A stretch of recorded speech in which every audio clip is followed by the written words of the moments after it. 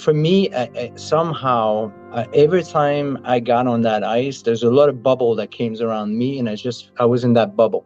There's nothing, even now I play, and I still have that bubble around me. You hear the fans, but you kind of shut down. There's a black thing. Where am I going to go get that black thing? I want it. Where is it? What can I do to retrieve that black thing? So you kind of zoning, and there's the bubble. That's all you think of. So you don't even think about nothing else. It's just you get in that bubble. It's just a great place to be in, and you're in the moment, present moment. That's it. There's nothing else. That was Pierre Turgeon, former first overall draft pick in the 1987 NHL Amateur Draft and owner of 1,327 career NHL points. And you are listening to the Up My Hockey Podcast with Jason Padol. Just watch me now.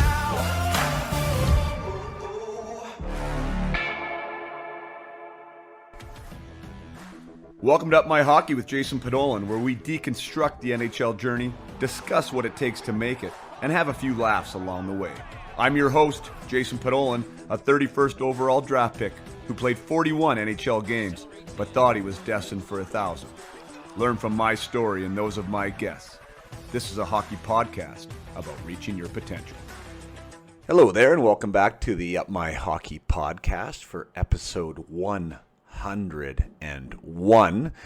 And the hits just keep on coming because today's guest is another gentleman that I ran into at the Islanders Alumni Weekend, and his name is Pierre Turgeon. A very familiar name, especially if you were a hockey fan in the late 80s through the 90s. He even played into the 2000s, but he was definitely at his best in the 90s. He was first overall in the 1987 draft, and that was a draft that saw a lot of quality players, namely Brendan Shanahan, who went second, Joe Sakic, who I believe was like 16th, and Glenn Leslie was also in that draft. There was some really, really strong players in that draft, and Pierre was the head of that class, and he did his ranking proud. I mean, he played 1,229 regular season games. He played another 109 playoff games. He was almost a point a guy in the playoffs, 97 points in 109 games, 1,327 points in 1,229 regular season games, scored 500 goals, 515 goals in the NHL. 9 times he scored 30 goals or more. 12 times he scored 20 goals or more. He had 5 different All-Star appearances. He won a Lady Byng Trophy. His accomplishments, are vast, and they're many. He also was the captain of the Montreal Canadiens. We speak about that in the interview during the 95-96 season. He was there when Patrick Waugh, the infamous Patrick Waugh scenario, when Patrick Waugh left the bench, never to be a Montreal Canadien again. He was also the assistant captain in St. Louis when he was there with the likes of Pronger and McInnes. So Pierre has been around. We actually didn't talk about one thing that we had in common, and now I am kicking myself for not bringing it up. But Pierre was in a trade with Kirk Muller involved, and as those of you who have followed the podcast for a while also know that I was traded for Kirk Muller. So we do have the Kirk Muller degrees of separation, similar to the Kevin Bacon degrees of separation with Hollywood. Maybe we should try and do that, because Kirk Muller was traded a couple times and played on quite a few teams. So that'd be interesting if that could become a meme. But anyways, this conversation is absolutely fantastic.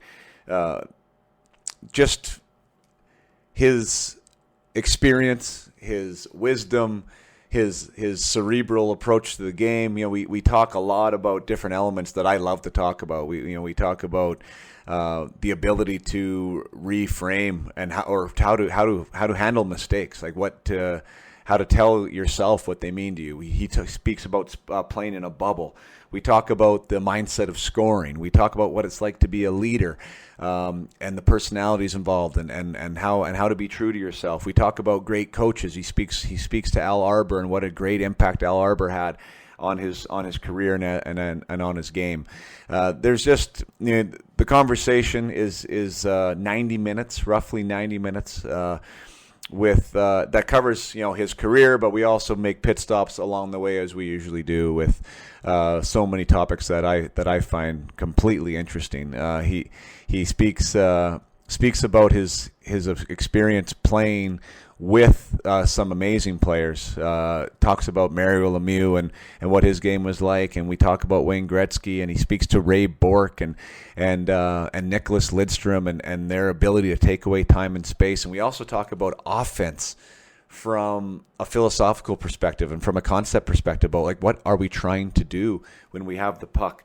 There's just a lot in this conversation. I mean, it's super gracious that the Islanders were able to put Pierre and I in the same room with that amazing alumni weekend that I spoke about last week with Dwayne Sutter. If you were able to hear that great conversation I had with Dwayne, I was able to meet Pierre. We had some free space at where we were sitting at the first night event, and I shook his hand and I asked him if he'd be willing to come on my program. And again, there was no other connection there as far as Pierre and I were concerned. We never played with each other. I was never in a camp or in a dressing room with him, but because we were in the same room as Islander alumni, he was gracious enough to shake my hand and to share his number, and here we are a week later roughly, and he's a guest on the podcast. So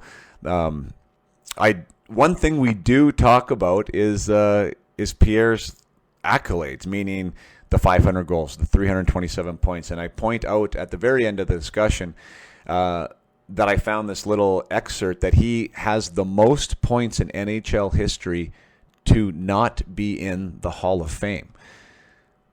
That's such a crazy stat line, isn't it? Like, to be that guy.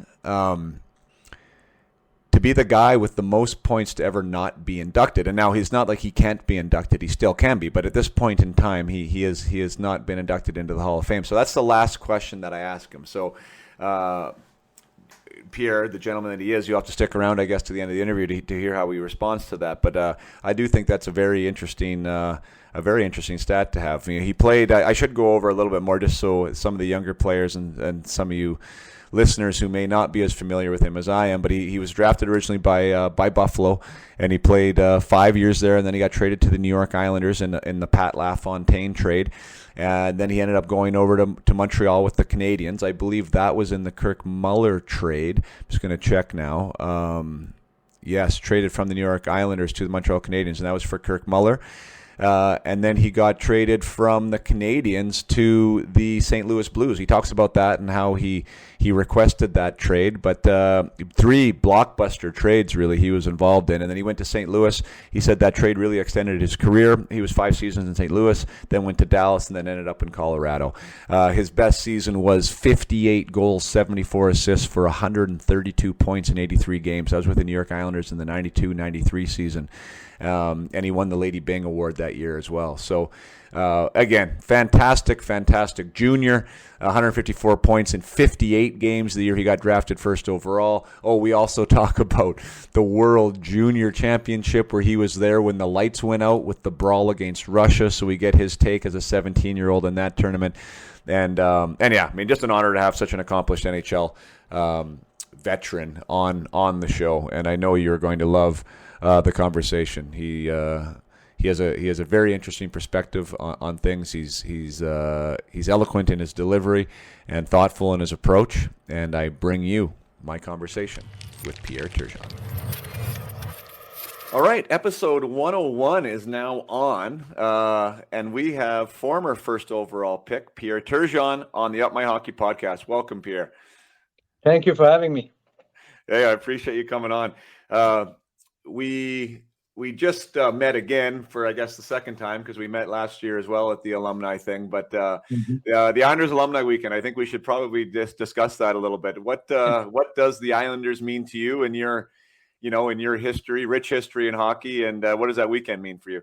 Well, it is a process. You look at your career, what you've done, what you achieve, and you go through the team you played for, and the memories you have there, and there's great memories. And then going back, as you know, I mean, we go back, and all of a sudden there's guys that you meet that we met there, and next thing you know is you're reconnecting. And which great about the hockey world, and it's a great world to be a part of, is you see these guys, you see older guys, younger guys, middle guys you played with, guys you played against, and somehow there's a connection, and that's a great connection to have in life. And I just love to be a part of that world. And kudos to the Islanders, right? I mean, you played on. I played on 4 different teams, but not nearly as long as you did. And none of the Islanders, like none of the teams that I play on, like really have much going on for the alumni. For the Islanders to do that, is that your experience? That's a pretty special weekend just in the NHL world itself. 100%. I mean, you go there, and the great thing about all this, the owners are great. The fans are great.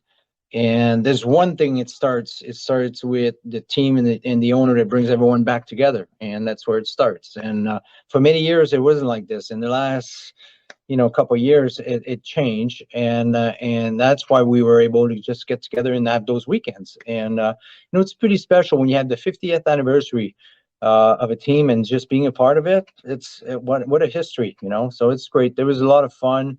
And I love playing. We went on the ice on that weekend. So we played against the Rangers, obviously, on Sunday, and just can't get him back on the ice. I just love being out there. And it was against the Rangers, obviously, and it doesn't matter who we win. It's about being out there, and you want to keep that game close enough so where the fans are happy. That's what it comes down to. It's about the fans. Kaber was bragging to me about his hat trick. Was Kaber on fire that night? Yeah, he was. I mean, there's a lot. Well, Nick, think about this. We scored 11 goals. So yeah, there's a lot of goals. And then the other team, they scored, 9.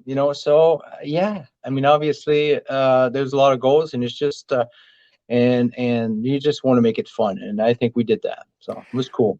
With those alumni games, I didn't go actually. My wife and my son, we headed into New York City and did some Broadway thing and did that whole thing. But as a player, I mean, I still like to get out there too. It seems like the goalies prefer not to play. Like once they get older, who are the goalies that like where they're alumni goalies? There's 2 guys that they're not alumni. They're guys that paid and just be part of it for charity. And it was fun. And these guys are they're happy to be there. And I feel bad for them because it's just, it's open. Obviously you get scored 10 goals against us. It's so you're right. A lot of alumni don't want to go in that. And think about, butterfly all the time and getting up and going down. And these guys don't want to be a goalie anymore. A lot of guys want to be forward. I get that, So, I mean, the older you get, too, it's already hard to be a goalie. I can't even imagine being 50, 60, or 70 and just be trying to be a goalie still. I don't know. That's going to be hard. Exactly. Yeah. That's something that I picked up, actually. I retired pretty young, like at 30, and still had some legs left. But for whatever reasons, I left the game. But when I came back, I still wanted to play a little bit here locally. And that sounds like the same type of game that you got going on now in Florida there, right? But I was still a little too fresh and a little too young for kind of the pace here. Yeah. And so I was always interested in goaltending though. So I bought all the gear and I became serious? a goaltender for like 3 years, 4 years. So I did the opposite. I retired and then went and went in between the pipes, and it is. I mean, it's a different beast in there, especially for like how your body has to move and what it's required to do. And the hips and the lower back were always a little bit sore when I left the ice, but it was fun. It's not like it used to be. I mean, now they're butterfly all the time. Every shot, they go across, they slide. They're just, it's so technical. I mean, it's just a hard place to be.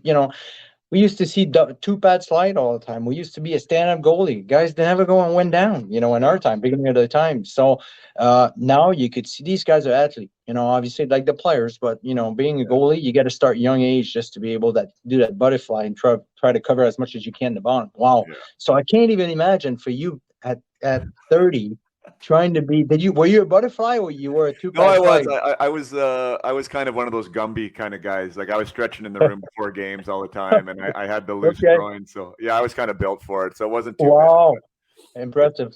Wow.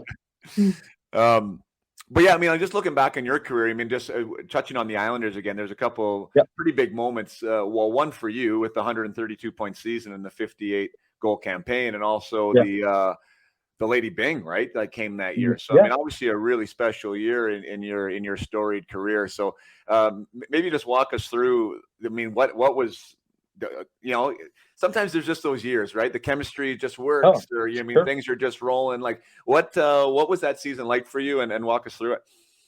So I think the biggest, the biggest thing is if you rewind, we got traded. Pat LaFontaine went to Buffalo, and Dave McCoy, myself, Benoit Hope, and Huey Coop. So, I mean, we got traded in the same trade to Long Island.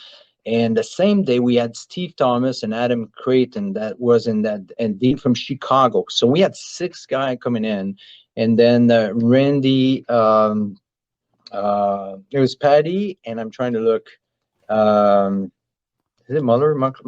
So anyway, another guy got it. I should know this, but I'm blanking. Anyway, so they made the trade, and it actually turned around the team, and I think in that puzzle, everyone had something to do with the success we had when we were there. So '93. Obviously, we built on something the first couple years, and Al Arbor as a coach was incredible. To me, he was a dad to everyone, and he could actually he had the skill of adjusting to every individually the players to make sure they were at their best, and that's the skill. I mean, it's obviously you push different buttons to have the result from players, and some guys got to be hard, some guys got to be positive, some guys you just and he was able to. I mean, he was a coach for so many years, and he had that vibe, and that year was just everyone was. We had a good year, and coming down to the end against Pittsburgh. I mean, we won against Washington, and then we went against Pittsburgh, and which is Lemieux, Jagger, and all these guys. We weren't supposed to beat them, And I always remember that meeting we had. He goes, "You know what?" Hal says, "We have nothing to lose. I mean, we're the underdog here, and I believe we're going to win." He goes, "Yeah," and then we're all looking at Al. Sure, we will, So, but at the end of the day, he came out to Game 7, OT. David Volek scored the pass from Ray Ferraro. But did we believe that at the beginning? No, but he made us believe that we could do it. So he had a lot to do with our season and even my season personally. He had a huge impact on my career, So that year was just, like you said, some years are just going that way, and it's just, you go in front of the net and the puck hits your butt and goes in. So, and those things you take it, So it's one of those years you just and that year also I finished 8th. So there was a lot of players having an incredible season too. So it was kind of it had a good season, but at the same time, there was a lot of players for some reason had more stats than different seasons. So, Well, you got the well, first of all, you're too humble and too gracious, because I don't think too many went off your butt out of the 58. You were definitely a guy that was Dave Anderchuk's job, stand in front of the net and put those goals in Buffalo, right?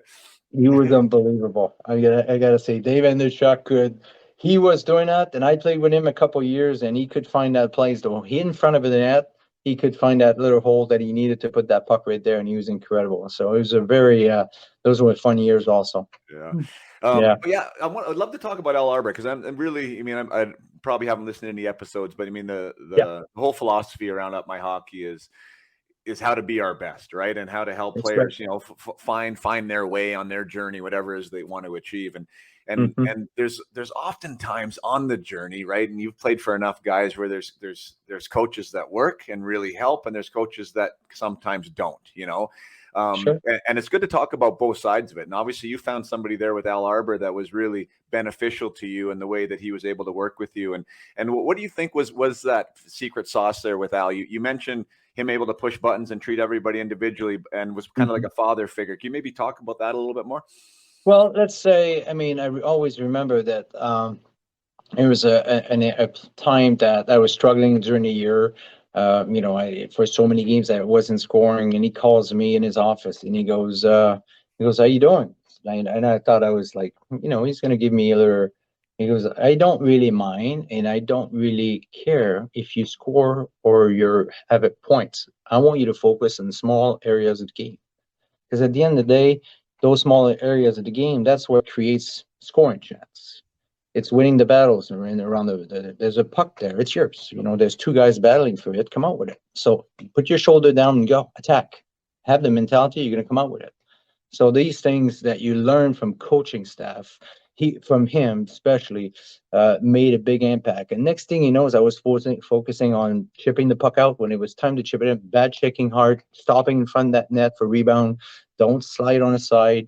And when there's a battle around the board, it's yours. That's what you got to come out with. So the attitude you got to have is so that creates scoring chance. That creates someone that's going to score. So you're going to score. So it started, all of a sudden it changed. And in my mentality after that, I had skill starting before this, but the mentality of battling around the boards, really coming out with the puck and do the small little things of the game, that helped me personally to grow. So I really learned a lot from Al Arbor in small situations. So give you an example too. You're in your zone, you're making a pass across, it gets intercepted, it goes to your side, they score. So what's your process in your mind when you go back to the bench? Obviously, you made a mistake. So is it going to bother you? Are you going to be affected for the rest of the game? So you got to be able to process this. And he was explaining this. Is it in process, learn from it, move on, next shift. Don't even think about what happened after that. Just learn from it. That's it. And all of a sudden, you just got to go out there and just be fresh. Make sure you're moving forward. It's all about what's in front of you. It's not about what's behind you. Can't do anything. Can't change anything. It's behind. So that the smaller things like this, I felt like he was able to get in everyone's mind. And for me, it was those small things that made a big difference just to the way I approached the game and the way I learned from him. So. That's awesome. I mean, to me, that speaks to two things. One, he was able to provide that feedback or those suggestions in a way that you bought in with, right? Yeah, which I think sure. is a skill, right? Like you 100%. definitely have to, he had to craft that in some way that you were like, yeah, I believe this and I believe this is going to help me. So good. He was probably a technician of that, but that also speaks volumes to you that you were able to receive that information and be able to use it. Because sometimes guys are resistant to that. Was there a method to that madness or a strategy that you can look back on now? Like, how did he approach you about making you, realize that there was value in the board battles? It's just because all of a sudden I was not doing well for a couple of games, 10 games or something, and not scoring for 10 games, which is a long time. And next thing you know, he's telling you that doesn't matter, I want you to focus on small things. That's so. And all of a sudden, you're instead of being tight, instead of being afraid to make a mistake or being, see that net, a small net, instead of being a bigger net. Because when you shoot, there's two ways to think about it. Like, you shoot to score, you shoot to shoot. But you I think you learn the small areas of the game, but you come in front of that net, then you get confidence, you get one, you get five, so it opens the gate. And somehow he was able to transmit this to, and you talk to all the players that played for him, they all think the same. It's, so he made a huge impact on, I remember Derek King. He's coaching. I think he's assistant coach in Chicago now. He coached for Chicago and when he actually was AHL, I was able to. Dominic, my son, was playing there, so I was able after the game to say hi to him and I asked him a question. I said, "So who was the biggest impact in your game? Well, who did you learn the most to be the coach for what you're at today?" And he looks at me, he goes, everything from Al Arbor. So that tells you a lot. I mean, he had a huge impact and a lot of players, and the way he coached now and the way he thinks comes from a lot from Al Arbor. So it's pretty amazing. That's impressive. Yeah. Yeah, I like how he took the opportunity, like waited for maybe you to have like a downturn, or a stumble, and then obviously now you're looking for answers too, right? Like you Yeah. probably wouldn't have approached you when you're on a heater, but approaches you, hey, he might be looking for some answers. Here's some information that you can do what you want with, and Yeah. and you grabbed it. I want to revert back to the part where you're talking about mistakes, and I think this is a super interesting one because that's what I do now with players. In the mental performance space, and these intangibles, like these ways to process things, as you use that word, really do matter. Like, but when you're 100%. on the ice, what does a mistake mean, right? So, like, there's the personal side of that, which I think is important, right? You have to have the growth mindset around a mistake. You need to be able to understand what you needed to learn from that mistake, so you try not to do it again the next time, right? And then move forward. However, I want to throw back at you the idea of, when you're in a situation, and some of these guys that I deal with are in there, and many players on many teams are, when you're in the fourth, third line role, and that one mistake may cost you your shift. Like when you're in a situation where you're going to go back out there, it's a little easier to pick up this kind of, lexicon, right? Yeah, okay, it's this, like, I'll let it go, and I'm going to go back out and have another shift, but you might not get another shift. So you have a great point. What would be your advice on that for players in that situation? I think you gotta know your role. We had different players, obviously, and Mick Vukota. So Mick Vukota was on the fourth line. He knew that if he would have made a mistake, but he stayed on his role, and he stayed. You have to, you might not play 20 shifts. You might play 4 shifts, 3 shifts, and those 3 or 4 shifts are going to be extremely important for the team also. So he was able to communicate that to him.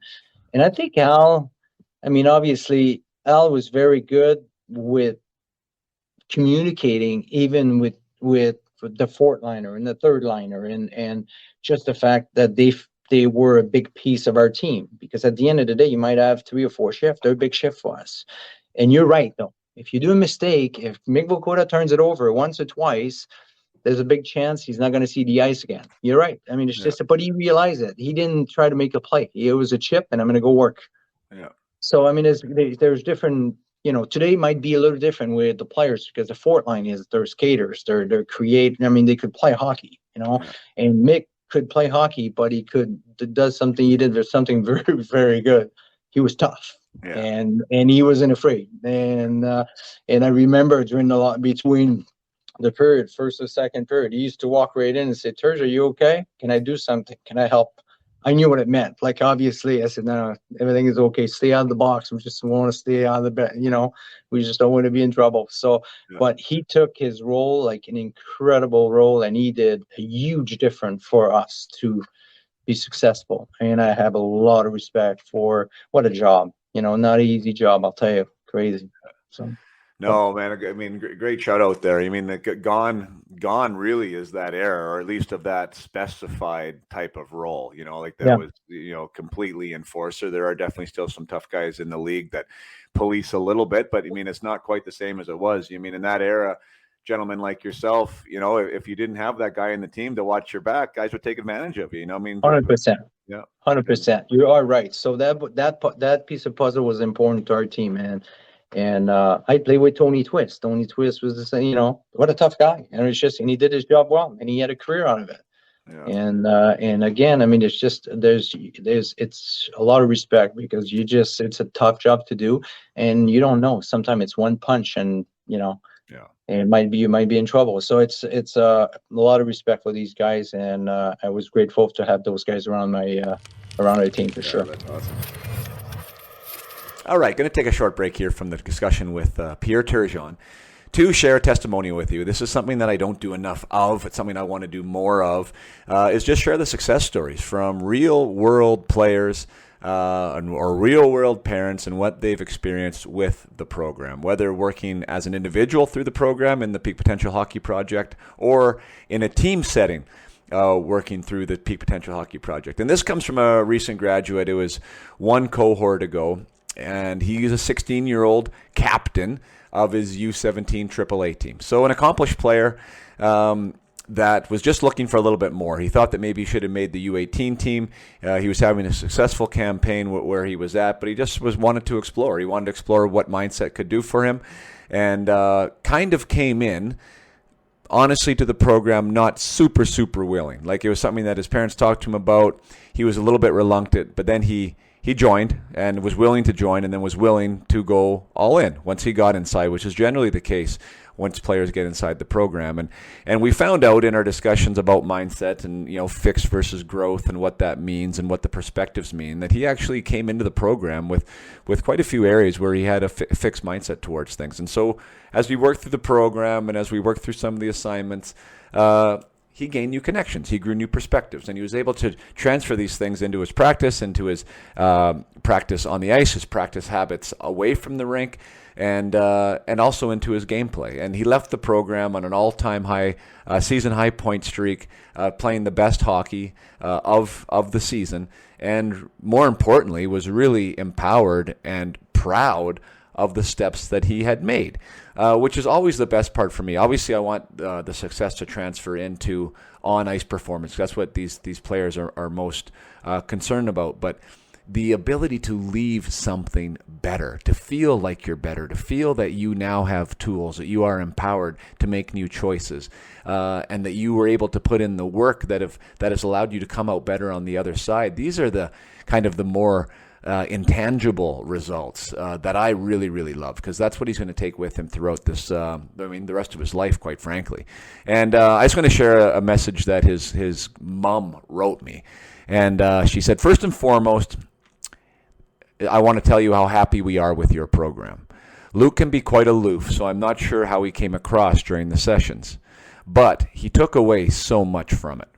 He had a bad pass one game, which resulted in a goal against. And after the game, he told his dad that he used the 3 R's. The 3 R's is a technique that I teach inside the course, how to deal with a mistake. He used the 3 R's to get his head back into the game for the next shift. It's not easy to get through to 16-year-olds on mental strength, and your delivery was spot on to really engage them.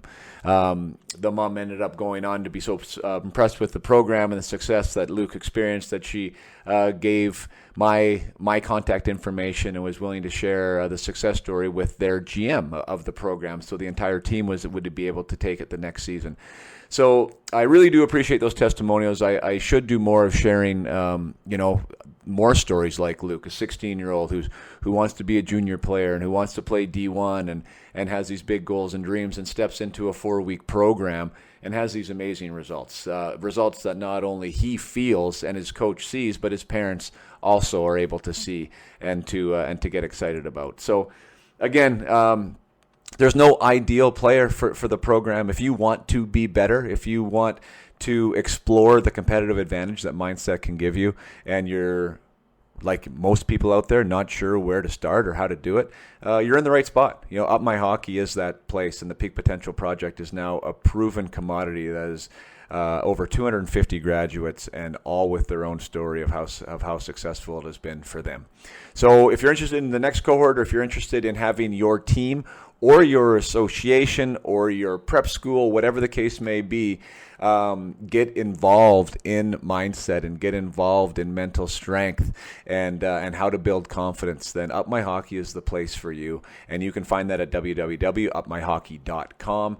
I am now building my schedule for the fall of 23-24 season, and would love to get your association involved or your team involved if you're a general manager or a coach, and get you on the list. If you are an individual player, I plan to run the next guided mission probably towards the beginning of April, so you can also put in your name on the wait list or just get enrolled right now for that. Lots of ways to get involved, but I do strongly suggest that you start taking an interest, a curious interest, and maybe a leap of faith for some of you, and get involved in training your mind. Get involved in your personal development and see how that is going to affect your play and your results on the ice. Now let's get back to my conversation with Pierre Turgeon. Like I said, this is 101 episodes, so I've had some really big names, some guys from my era, and like Jerome McGinley's been on, and cool. We've had Big Redden on, and so cool. I've had some guys, but like it's funny. It's not funny, but we just talk about opportunity a lot here too, right? And like how that works, and that the league's a tough league to get into, and it's even tougher when you're in that spot where the mistake really does matter, that they're more watching for the mistake than they're watching for the right play, let's say, like Wade came to mind because he was second overall. He went to Ottawa, and he said that he was essentially, because of injuries too, they essentially told him, like, no matter what you do, you are going to go play again. Like we want you to develop here in this league. Like, not many guys get that much rope, but oh my goodness, like, what a different way to play when you're not necessarily concerned about, making that turnover or costing something, right? Pushing that puck up. And that's kind of been the thing. It seems like the guys that do, like, which is why the draft placing and all these things kind of come into effect, because you get a little bit more chance, and that chance is sometimes very helpful. I'm just going to bring that into the idea of you now being first overall. And like, what an amazing, like, how many guys in the history of the game can say that they were first overall, and your brother went second. So maybe we should talk about that too. But because your brother was a little bit before you, I think 3 or 4 years, if I remember correctly. 4 years. So you were able to watch that. You were able to watch him obviously be a great player, and you're able to watch him get scouted and the draft and all that. And how did that? How did him walking in front of you like that help you for your journey through junior? So this is funny because so I'm gonna rewind this. When my brother was young, he wanted to play hockey. My dad was a lumberjack, so that's what he did for a living. And my mom used to clean house, and a lot of respect for my parents. And they actually didn't know anything about hockey. So my brother, actually 4.5 years older than me, went to see my dad and asked him, "Can I play hockey?" My dad goes, "Too tough. It's too rough. He's a lumberjack." So it's crazy. So you can't do this. And then he goes, "Well, I'd like to. Well, it's too rough." And so he actually goes to see my uncle, and he actually asked him $5 so he could put his name on the list to go. So he went to the rink, actually put his name on it. He came back, and all my cousin had full of equipment, older equipment. So he made a bag of it. Came back to my dad. He goes, "I want to play hockey." So that's how it started, really. So my dad didn't want to, and he actually convinced my dad that he wanted to play hockey. Yeah. So, and then the more I moved forward, obviously, I didn't realize. For me, I had the passion of being on the ice. I wanted to play hockey, so I just wanted to be outside, play hockey. I just didn't know about money. I didn't know about things. I didn't know. I just didn't know. I just wanted to play hockey. And every weekend I used to go to the rink early in the morning. I brought my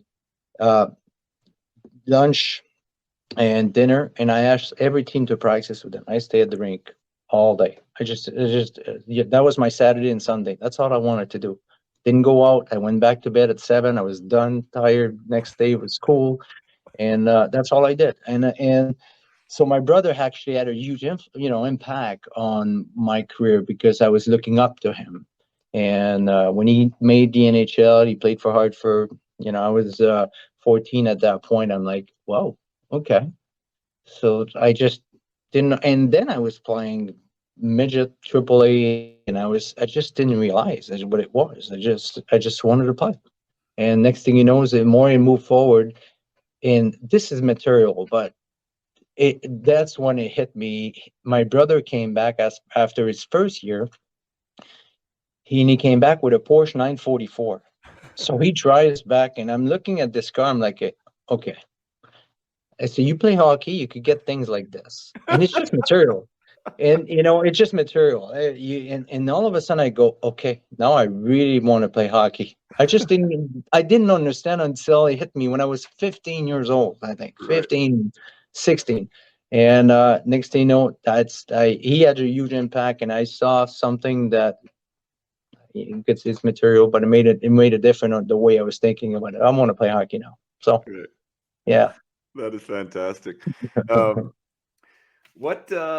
What was that? I mean, you mentioned about kind of living at the rink and just having this passion for it, and that is definitely a common theme, throughout guys who get to the NHL. I mean, you have to love what you do, or else it's not you're not going to get there, right? Because there's going to be enough times throughout that journey where there's going to be reasons to quit. Definitely reasons to quit.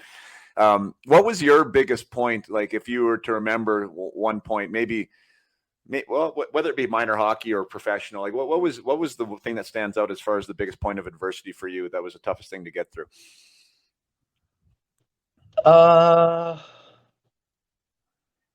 I, I, I think the biggest thing is, uh, I mean, there's been adversity in youth hockey and stuff, but the biggest thing what people don't realize is, I think the step from junior to the NHL is humongous. Like it's there's only so many players, 700 and something players that play in the NHL every year, and that's it in the world. Like it's hard to make it. So the first couple months, and that's what you were saying earlier. Some guys have more breaks and they have more opportunity, and so the first 3 or 4 months, it was actually I was playing in Buffalo. The ice was a little smaller. Everything was quick. I played with Clark Gillies, Mark Napier, Lindy Ruff, Mike Ramsey. I'm 18 coming in. I barely could speak the language. I can't speak English at all, zero. I can't even say hi. How you doing? It's how bad. But the first 3 months, the ice was smaller. I had the puck. The puck was gone. It was like, whoa, okay, what's going on here? So even I was drafted, like you said, number one, I'd have had more opportunity to actually stay, and they really believed in me. So after a couple months, it clicked, and all of a sudden I said, I belong here. I'm going to be okay. But it took a couple months to really feel like the speed of the game, the size of the rink, the strength of the game, the guys are stronger. Everything was now you're going from boys to man, like a big difference, and it was a big difference. So the adjustment was, and Jeremy was incredible. He was the manager there, and we want you to grow through all this, and he did. And that first year was my first couple months. I learned a lot, and I learned a lot after that. But it was really a eye opener that it's the NHL. It's fast, it's strong, and it's the best thing in the world. Yeah. Yeah, and there is not only you kind of touched on it. I mean, the adjustment is not only physical. I mean, it's definitely mental. The speed of the game and Sure. the belief system, which I really like the fact that you pointed that out. That I belong here. To Yeah. get to that point where you can actually look in the mirror and say, "This is where I'm supposed to be." That's a really seminal moment, right? Like that. Yes, I have arrived, and I'm supposed to be here. Yeah. And not everyone, again, I can speak to that from the other side of it. I mean, my rookie year, I was 20 years old, left junior after 3 years or 4 years at 19. And I was in the third, fourth line role, which was completely fine. That was the way Florida wanted to bring me up, to Sure. allow me to grow into it. But when you're playing, I don't know if I might have only played probably 15 minutes a couple times. And like at that point, you're still like eyes like this with everybody you're playing against, right? Like, I was on the ice with Mario Lemieux, my boyhood idol, right? Like, are you kidding me? Like, that's crazy, So I never really had the chance to get through that initial awe factor, right? Of like, yeah, and again, I mean, opportunity is such an interesting thing because, you never know how many you're going to get, right? And now looking back on it, I wish I would have maybe adjusted a little bit quicker, or at least told myself to adjust a little quicker because I didn't know the runway was going to be so short. But still, I mean, amazing that the belief aspect, I think, is so important. And it has to come not only from you, I'm sure it had to come from you, but like that conversation with the GM had to matter too, right? Like what your teammates 100%. are telling you matters as well, right? Like what your environment's saying. Yeah, I think it's got a lot to do with it's a learning process. 18, you're young, too, you're coming in, and there's always you gotta have an open mind of learning. You gotta have an open mind of it's never perfect. You're still gonna learn. I'll tell you a story after that, but later on in my career in St. Louis, I learned something else when I was 27. I'm like, okay, again. So, but anyway, before I get there, it's you're right. It's just you need to have people that believes in you, and then you got to have the skill. You got to have the timing is there. There's a lot that comes in play, but for me, somehow every time I got on that ice, there's a lot of bubble that came around me, and I was in that bubble. There's nothing. Even now, I play, and I'm still have that bubble around me. It's not about you kind of shut down. You hear the fans, but you kind of shut down. There's a black thing. Where am I going to go get that black thing? I want it. Where is it? What can I do to retrieve that black thing? So you kind of zoning, and there's the bubble. That's all you think of. So you don't even think about nothing else. It's just you get in that bubble. It's just a great place to be in, and you're in the moment, present moment. That's it. There's nothing else. And so it's but you learn these things with experience, obviously, talking with Al Arbor and but it's you do need to have good people around you. You need to have good teammates that supports you and advise you, and there's a lot of things that you learn from that when you're young, for sure. That bubble is a really cool way to think about it. Like some people have called it the zone, right? Where Yeah. you're kind of you're just there is nothing else, and time sort of slows down even a little bit. Like things happen You're right. in your head slower than they're actually happening on the ice.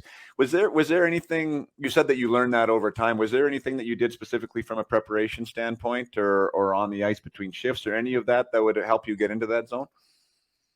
I think I had that zone when I was young too, just because every time there's a puck or you get in that ice, there's nothing else to think of. You're just in the moment. So I was young and I had that right away. And you learn after that when things are not going well, that's not going to go your ways. There's what do you do with these things? And that you learn with experience, and that you learn with the people you're with, or from coaching staff, from teammates, and so. But when you're young, I was just every time I get on the again. Now I get on the ice, and I still play twice a week. I love it. It's a workout, and I'm not going to the gym, just being closed down, a wall, four walls, and I go out and I'm having fun and I bubble again. I do it. I go up, I just focus and I have fun with it. I just love it. It's just, I think it's the best game. It is the best game for sure. So but you do learn, and like I said earlier, with the people you played with and the coaching staff and timing, be at the right place, right time, but that bubble is a place. It's a nice place to be in. But I had that when I was playing outside, having fun. Right. I bubble again. Yeah. I was in that bubble. So good for you. yeah. I mean, that's because it is something that I try and teach, because a lot of times, and I'm sure you see it. You can see it in the NHL, even like when guys are caught in indecision, right? When they're trying to think on the ice, right? Like, and that never usually results in anything positive, right? So it's like trying to give the inputs prior to sometimes the game, like the preparation aspect, whether it be visualization the night before or whatever moments are happening. So when you're in the game, in the moment, you're now not having to make these decisions, right? They've kind of already been made. You're just reading, you're taking in information and you're responding to them in a natural way. Which, I mean, now I'm jumping back to the whole mistake thing, because then you see some of those kids or the prospects are having a hard time, and now it's like, well, I think I should do this, but now I don't want to get in trouble if this doesn't work. So now I'm just gonna, you know what I mean? It's like this whole thing, you can almost see what's happening in their head. Yeah, it is harder, and I think it's you're reacting to the game, you're in the moment, but there's things like, let's say you have Alex, 3-on-2, you want to go to a place on ice. I always say this, but you want to go to a place where you have time and space to create. So because a game, it's about taking time away in space if you're playing defense. So if you're going 3-on-2 and if you go wide enough, and when you get the puck, then you have time to do something with it, because you don't have a sticks. So if you stay close to the defenseman, you get the puck, he pokes you. So you want to go places where you're going to have time and space to create. That's what the game is, so, but you got to think about these things before you get the puck. And just to give you an example, why is, even in the NHL right now, there's a power play and it's in the OZ zone, and it's on the left side. They're battling for the puck. Why are they rimming the puck all the way down to the D far side? It's because you want to have time and space. So if that makes sense. So you're a lot of times everyone claps down in that corner. You send that D all the way to the board far. You rim it as far as you can. When he gets that puck, usually you could go behind the net. You could have a pass down. You could reopen, but at least you have time and space to create, because that's what it is. I mean, and then the defense want to take away your time and space. So two players that I really had, admiration to play against. What they were very good at, it's Lindstrom and Ray Bork, to me, my opinion, two defensemen. So before the puck drops, I knew they were there. So if I could go to the other side, I'll go to the other side. So I just knew it. This is something I just, but they were so good to get close to you. So when you had the puck, they were able to poke you and took your time. So you really have to think about it, like go a little further down just to try to go far enough. That's when you get that puck, you got time just to do something with it. But they were so good to take away your time and space. And that's the hardest thing in hockey. If you want to create and you don't have the time, then it's harder, So but these two guys I had a lot of respect for them. It was harder to play against. Why? Because they were very good to manage their time and the space where to go and knowing exactly how close you want to be to the forward to take away that time. So yeah, and on the flip side of that, probably the GOAT and the best to play as far as from a points perspective, like that was something that Gretzky was just brilliant at, wasn't it? Yeah, he was incredible. He slowed down that game. He actually brought slowing down. He didn't need a lot of space, but when he had that space, he had two guys on him, and he hit Paul Coffey coming late. He had Curry coming late. He was able to just brings everyone to him because he could just slow it down and use that small little space getting in that zone. And usually 2 or 3 guys went on him. You're trying not to but he's so good at it that he brought you there. And I love you breaking it down into that concept. And I try to teach when I'm coaching the young guys too in concepts, like not necessarily like a structured system, but like what are we trying to accomplish? And what you're trying to accomplish is to create space either for yourself or for someone else, right? When you have the puck, and when you don't have the puck, how do you find space to receive it back, right? It's totally all about space and spacing, and whether you have the puck or without the puck. And then obviously you've spoken very eloquently about Bork and Lindstrom on the other side of it. Like defensemen should be trying to get in spots where they're taking away space and time, right? So it's totally all about space on the ice, and the rink's not getting any bigger anytime soon, right? No, it's not. It's not. But even defense, I mean, obviously, if you're a defenseman or if you're a centerman, you come back to help your defenseman. Al McInnes used to communicate a lot. He's a good friend and he's a great guy, and I have a lot of respect for him. Saying he was communicating, go attack, don't take time, just don't. Your legs are got to be moving. The time you don't move your legs, you're giving time. Your feet are got to be moving. Mm-hmm. So if you go in that corner to take away time and space, you want to get that puck, go. If you're on the D zone, you want to take away that time. Stick, puck, just come out, chip it out, whatever, but quick. It's got to be on it right away. And he was so good at communicating, and that's one thing he was him and Chris Pronger obviously played with him for a couple of years, and these two guys are the same thing. I was happy to play with these guys for sure because they were good. Exactly, 100%. Elite level defenseman, and Pronger, by all accounts, had a lot of nastiness in him that you didn't really want to be around him or too close. I heard even in practice you didn't really want to get too close to him. Is that true? No, he was fine. I mean, he was good. He was good, but he was good too. He was a good player. Try to flip the pass over someone's sticks, over the sticks, go to the other side. He got in the air, put it down. It's just like he was killed. Like he was good. And he could be mean too. That's but in practice he could. But he was good most of the time. I mean, he was fine. And then on a power play, him and Al McInnes, wow, that's pretty scary. So we had fun years in St. Louis for sure. So, but back to you in junior, I guess. So you had your brother. He comes home in the Porsche. You get to see that. There's actually maybe some dollar bills at the end of this hockey thing that I seem to be pretty good at. Maybe gives you a little extra motivation to whatever, whether it's in the weight room or. Yeah. And but at what point now? So you go play junior. was there like a U17 for Team Canada recognition? Like, when did you start to know that, hey, like, not only are you probably up for the draft, but you might be one of the best, if not the best in your class? Like, when did that start to materialize for you? Well, I kind of knew. I mean, so if I rewind, I mean, so Rouyn-Noranda is 7 hours north from Montreal, and so we had great hockey. So I went from playing midget when I was 13,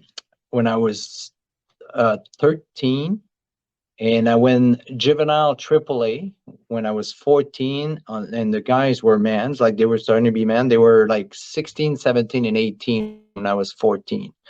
But when I was 14, I was 6 foot too. So I just was a big boy. So, but I was young playing with 16. These guys went to the bar. I went home after. Like I couldn't, yeah. So even if they were 18 they were able to get out. I couldn't. So, Yeah. but so I played with a different, really good level of hockey back home. Then when I went back to Montreal, I went back to midget AAA. So I went back to midget, juvenile AAA, went back to midget, if that makes sense. Yeah, yeah. So it was midget AAA, and then at that point I was a year away, from back home, and then I got drafted number one midget. I got drafted number one junior. Oh, okay. You're number one in Yeah. that draft as well. So I had, I just love it. I wasn't about number one and number two. I just didn't really mind. I was playing hockey. So, Yeah. and then I realized after my first year, maybe junior, that okay, it's starting to look, maybe there's a chance, because you just don't know. You just Right. don't know. I mean, and after that second year, after my first year, I'm like, okay, I have a chance. Maybe hopefully it goes well next year, and then it went well, and I got drafted number one. So, but I kind of knew that I had a good chance, but at the end of the day, I wasn't focusing on this. I was focusing on my bubble. Right. That's what I was focusing on. Every time I get on the ice, let's focus on that bubble. That's it. So I didn't really phase or felt the pressure, or I just want to be in that bubble. And that was my look into it, if that makes sense. No, it does. I mean, my goodness gracious, it sounds like it was so natural for you too, right? To be able to create that, especially at that age, with all the, the things that could be going on, or that were going on around you, right? Yeah. I mean, there was people that wanted to talk to you. I'm sure you knew there were scouts there. You knew there were stories being written about you, and just to stay in that sweet spot is much easier said than done. Is there any, like, you said it was just natural for you, but like, how was it natural for you about the bubble away from the rink? How did you keep all that noise away? That's a great question. That's a very good. It's hard because you do hear it. You're in Montreal, so I mean, obviously the media is talking. There's a chance. So when you get off the ice, all of a sudden, there's expectation. They're saying, "Wow, what about they're thinking that you're gonna go here, you're gonna go." But you're right. There's expectation. You hear more of noise, and when you're just off ice, you go to school, you hear about it, you go to, and media, there's Journal de Montréal, they talk about it. So but I mean, the good thing is I was able to shut it down when I came to the rink, and I was able just to playing hockey, and that was my go-to. And I just didn't know how to call it. I call it bubble today, but I call it bubble then, but I didn't know what it was when I was young. I just didn't know what it was. I just got it in the moment, So, yeah. Would you, for the players in this day and age, because even you're a bit older than me, and even when I was playing, the cell phones weren't around and the social media wasn't around, and I mean, if you wanted to know what happened, you had to pick up the paper, like the legitimate paper, and read it, right? Would you be a guy that would have, like, do you think you'd be tapped into like the Twitter and the stuff now, or as a professional athlete, would you be like out and like try and keep yourself as much in the dark as possible? It's so funny you're saying this. 2 days ago, my daughter was here. We just opened an Instagram and a Facebook account. I just did 2 days ago. That's funny you bring this up. I just didn't know. I don't know. I just never did. Maybe I would have when I was young. I think when you grew up with it, I mean, the kids today, that's what they know. That's Yeah. what they and I didn't really mind, but they've been telling me you should get one, and I did. And you just bring this up, and it was just a couple days ago. There you go. Yeah. Well, there's just so much. I mean, you have to be really disciplined, I find, in a way that kids. I mean, it's hard to be disciplined first, even to your craft, right? But then I think Yeah. with that addition now, like on the social side, and like this Mhm. device that's so addictive just in and of itself, and now so like I for instance, Connor Bedard, like I would love to know what Connor Bedard, like how he uses his phone, because you could fall in love with yourself really quick on that thing. You know what I mean, right? Yeah, Or there's the yeah, comparison metrics. Like if you're not a Connor Bedard, like they're like everyone's doing better than you. If you're a guy that's trying to get, I mean, there's just so many, yeah. psychological things that can happen there Sure. if you're going down the wrong rabbit hole. So yeah, I don't know, especially with the young kids. I think it's Yeah, something that needs to be chatted about for sure. You know what I mean, and understood how you're using it. yeah, yeah. And it was easier then. You're right. And when I played in Montreal for 2 years, a year and a half to 2 years, uh, at one point, I just not. I mean, you're Montreal or Toronto, or you're very good or you're very bad. I mean, there's no middle. But it's the experience was incredible. I loved it. But I wasn't reading the paper in Montreal, so I was just at. I went every morning. Went to Tim Horton, get my coffee. Went to the rink for practice. They practice, and I had someone right behind me. He said, "Hey, did you read the paper this morning?" I said, "No, I don't." But I'll tell you what they said about you. I said, okay, thank you. Those are things but it's the paper. Today, you're right. It's different. Now you have it in all the time. It's in the media, it's in front of you, it pops out on your phone. I mean, it's easy to get the data. And how do you balance this mentally? If it's negative, that's gonna be tough. It's not easy. It's not easy too, for sure. So And it's just to find that everybody has an ground. opinion, right? Yeah. Everybody gets an opinion. It's crazy, Yeah, right? yeah. Um, I think if you're able to find that ground level as much as you can, don't go too high, don't go too low. Just be just there, without because when things are going well, it's easy to go here. But when you go down, there's a big gap. yeah. You're going down. Like it's just so find that, balance here mentally just to feel even if you hear something negative or something positive, just be neutral as much as you can. It's hard, Yeah. obviously, it's not easy, but I think you benefit from it. I think at the end of the day, I think. Yeah, no, I think you're right. I mean, one of the things that I work with my players on is the ability to self-assess, like to really understand yourself. I think that's like such a key to Yeah. unlock like who you are. And some players I know thrive on it, right? Like either they use it as motivation or, whatever the case may be. And some players it really breaks them, and so it's like, hey, you know what? Just be honest with that. I mean, if you are somebody that succumbs to the social media craziness, then don't be on it. You know what I mean? Like Yeah. really don't be on it, right? And if Yeah. you're somebody that uses it and uses it well, then by all means. But you do have to have that first step of recognition. 100%. Where do I fit with this, right? Yeah. Um, so your draft year, you're going through it, you're rolling. I'm just looking at Hockey DB right now, 154 points in 58 games. Obviously an incredible year, 69 goals.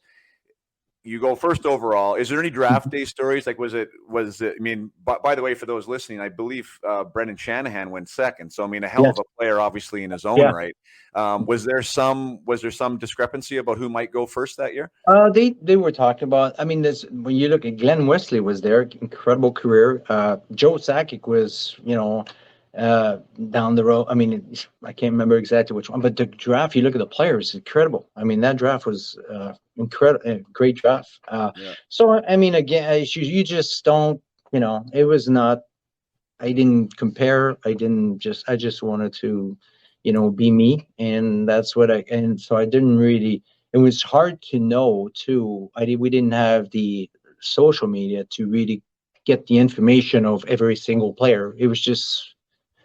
It was more on so you just go and I was just being nervous being at the draft, couldn't really communicate, and I was just focusing on that, just trying to say hopefully I'm not going to look too bad, try to communicate. And I was just nervous for that, really. Right. And so it was hard to really sink in and appreciate it just because I was just uh out of my comfort zone, and 18 and just being away from I've been away from home, but being away just from the language, and it's just not, so I wasn't feeling very comfortable with it. But again, the Sabres and Jeremy and all these guys made it very comfortable to blend in, and so I could really ease myself in. So. Yeah, the language barrier would be definitely a huge Yeah. thing, especially you mentioned it already, your first year pro there and trying to fit in with your teammates and, not being able to know what they're joking about and what they're talking Yeah. about and all that stuff would have been a challenge. And the practice, the coach, I mean, he's explaining something. Okay, I don't know. You go behind the line. Hopefully, when it's your turn, you understand just by looking at it and seeing it. But one guy that really helped me, it was Jacques Cloutier. He was a goalie, the backup goalie there, and he's a good friend of mine today. And I was able to just call him once in a while, say, "How do you say I'm hungry?" Or just, how do you say, you just don't know, So when practice, the same thing. I used to go see him and say, "What are you supposed to do?" So he helped me quite a bit on that regard, for sure. So when it comes to that, maybe we just talk about that, because that's obviously a real piece. I had Ladislav Kon on. I don't even remember if you remember him at all, but he was a journeyman kind of throughout the league, and he came over from Czech Republic and didn't speak a word of English as a 19-year-old, right? And was in the Western Hockey League. Couldn't talk to anybody, right? Like probably felt like the loneliest person in the world. So I did have a recent conversation about that. But how did your English grow? Is it something that you dedicate yourself to with classes, or you just pick it up organically? I took class before going, obviously, before the draft, but it was really hard. Obviously, it's being in the place where you have to speak it. It was the best thing to do. They actually put me with a billet family, but they only speak English my first year and a half, 2 years. So I was forced to really engage, which was the best thing. And then after a year and a half, I started feeling more comfortable and and I felt more in being able to communicate with my teammates. But it took me a year and a half. But the biggest difference was I got in, the billet family was a great thing for me. It was hard, but I didn't have choice. I was forced to speak it, which was a good thing. Would you classify yourself more as an extrovert or introvert, just on a natural human scale? I don't know. I don't know. The reason I ask that is because, sometimes, obviously you've been in locker rooms before, right? Some guys are really outgoing. Some guys are the life of the party. Some guys, they sit in their stall and will laugh, but usually aren't involved in it. But then if you add that layer on of now not being able to speak. So whether you're an extrovert, right, who wants to be in the center and telling the jokes and stuff, or whether you're an introvert, both those things really get magnified, or there's massive resistance there, right? So I was more on the quiet side for sure. And for sure. I wasn't a loud guy. I wasn't a screen, I was just more me, but I did love the locker room, obviously. I love just feel like you're home, and there's things that they talk about that you're like, okay, you can't say this in the locker room, but you can't say it any place else, But it's the family locker room stuff that it's fun. I mean, there's always jabs. It's part of just being the family, and part of the family. And but that's one thing you do miss when you stop playing hockey is that, And but I wasn't the guy that used to be, in front, and I was just more in the back and just listen, just let it be. And then, that was me. It's going to take a short break again from the conversation with Pierre Turgeon to share another testimonial with you, another player spotlight. And this one comes from a U13 player who, unfortunately for him, was cut from his rep team. So there was one rep team in his local area. He was not able to make that team as a first year, and he was sent to House League. So he was playing House League and was not very happy with his results at camp, was not happy with his performance, wasn't happy with his preparedness and his ability to overcome his nervousness. And he ended up enrolling in the mentored mission with me of the Peak Potential Project. So that means it's a one-on-one journey through the program. And over the course of 6 weeks, I worked with this boy named Carter, and he started to see some significant changes. He started to see some changes in his insight and his approach and his willingness to deal with certain situations. And he started to really see himself in the mirror for the first time about how he was getting in his own way. And one of the assignments in the Peak Potential Project is to design what is called, I call, a power statement. So similar to a goal, but not a goal. I don't really like to use the word goal. I like to use the word power statement because you're supposed to identify where you want to be in the short term, and then also where you want to be in the long term. And when I'm getting these players to identify what that is, it's identifying what it looks like. What role are they having on what team? What are they doing? How are they being utilized on that team? And what are the results looking like? And that exercise, part of that, why I have them do that exercise is because there's going to be a gap, right, between that player, that person, and who they are right now. And so they need to build a foundation that's going to require them to get to that vision that they have of this power statement. So in Carter's power statement, he wrote that his big goal was to make the U13 rep team. And at the time, he had about 6 months, I guess, to prepare for that. And that was his short-term power statement, that he wanted to make his rep team, and he also wanted to be one of the go-to defensemen on that team. And I got an email from his mother just after training camp, and Mom writes, "Carter wanted to make sure I sent you an email letting you know that he made his rep team and is so thankful for all the work you did with him. He really worked so hard at tryouts, and even other parents commented on his change in drive and endurance. We are very appreciative of your coaching." Now, those are obviously nice for me to read. But again, it's nice for me to read because this kid is now empowered, and this kid was able to take his game to another level. Yes, I helped him in the beginning to build a foundation, to connect some dots for him, but he was able to execute for 6 months after that to make it happen for himself. He is the one that did that. So they're thanking me, but he knows inside that he is the one that executed. He was the one that delivered. He was the one that made new choices. He was the one that showed up and was the player that he needed to be to make that happen.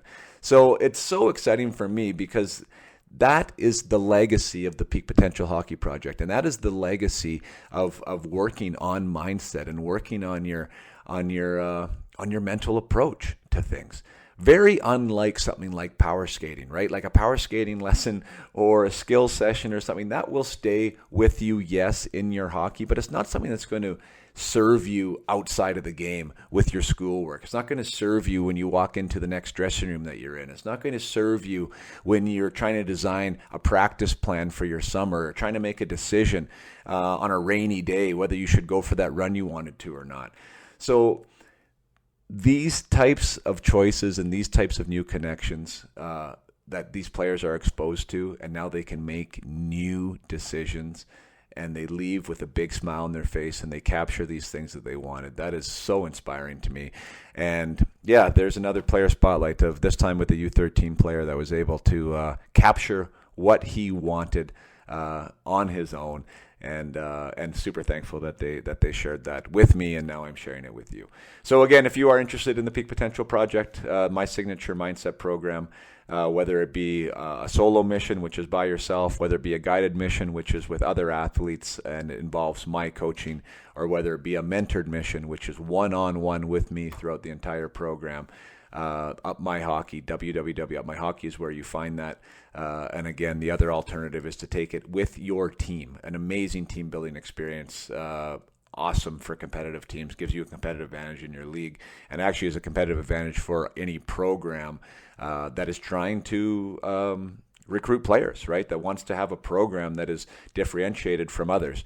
When you have a mental toughness program, a mindset program that is a plug and play type deal with a mental performance coach like myself that can aid your players, you are obviously providing more than some other associations or programs. So it is a brand item, and is also something that your players will benefit from and they will utilize. So, yeah, www.upmyhockey.com if you're interested in that. And now let's get back to the conversation with Pierre Turgeon. I'm going to jump just here just because it's kind of a good spot to talk about leadership. And you are one of the few to, my goodness, don the Montreal Canadiens jersey with a C on his left chest. Yeah. What one, I mean, a huge honor, and I'm sure you'll speak to it. But Yeah. what was it like to be captain, and what did you feel your leadership style was while wearing the C? Yeah.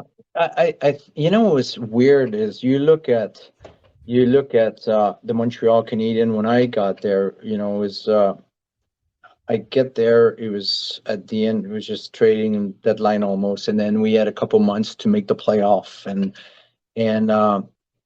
but there's a lot of thing happening in a year and a half to 2 years. We're talking about Patrick Waugh situation. I was there, closing the farm, opening the Molson Center.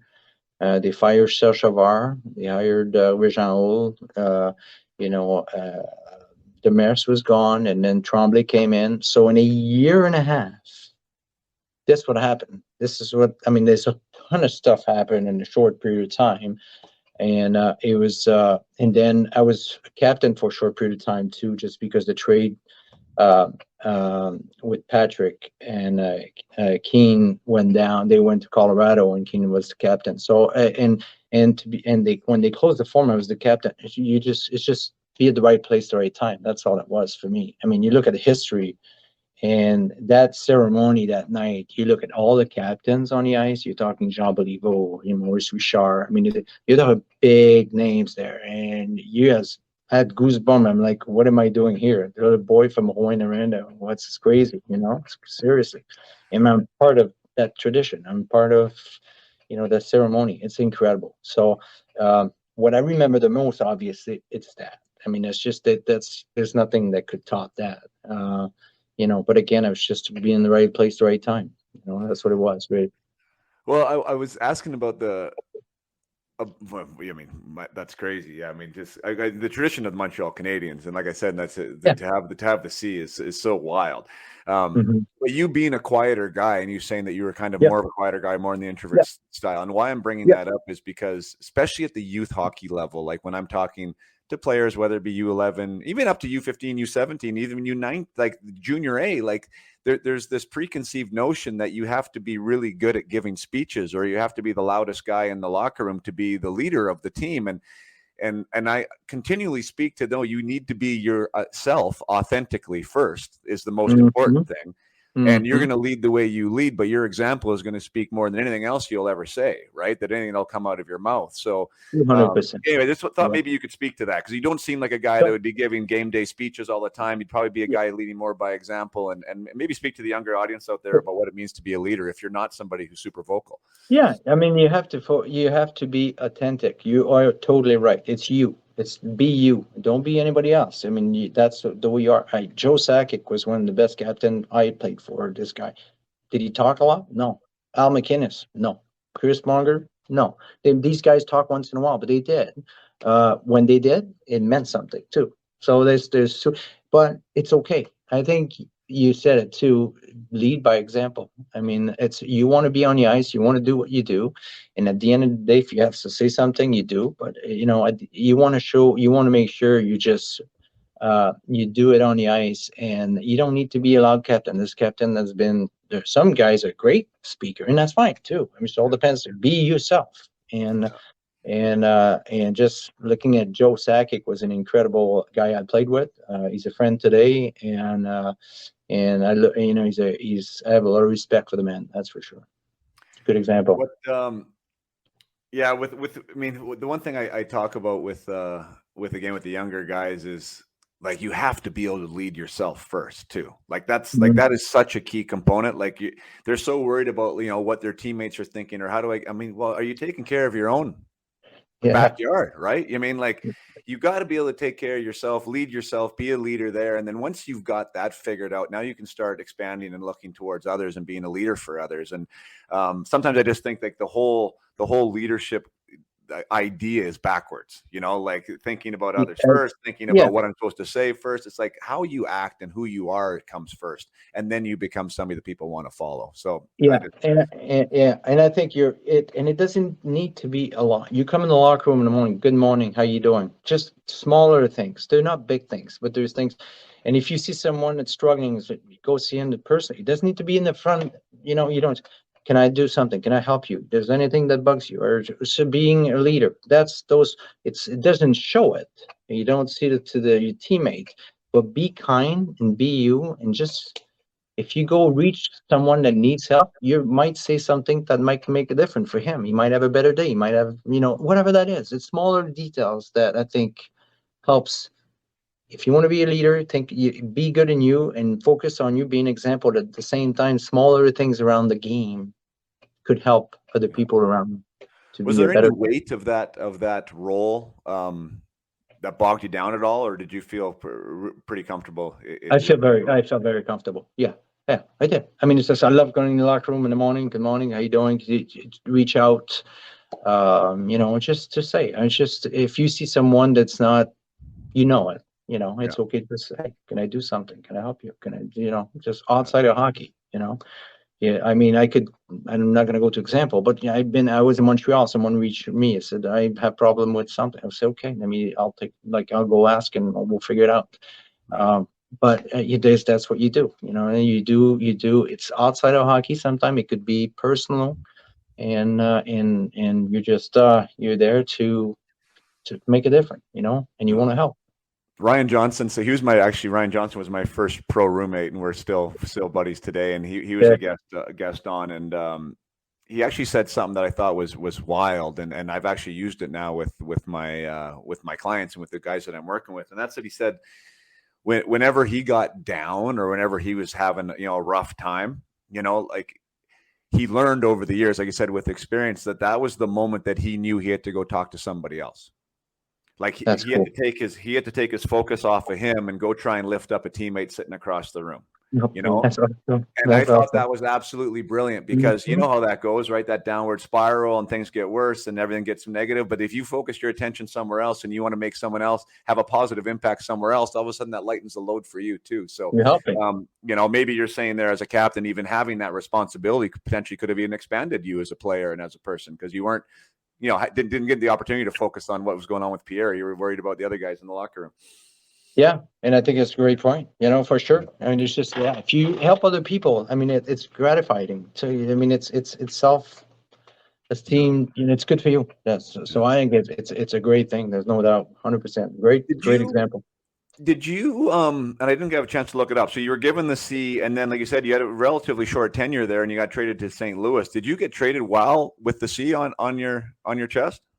Yeah. So, I mean, I asked to be traded from Montreal too. So the reason is the change and the things didn't connect well, with, some coaching staff, but that was okay. I mean, it's just, and I think they were, I was 27 years old at that point, and my role was supposed to change. They were, getting older, and I wasn't ready for that.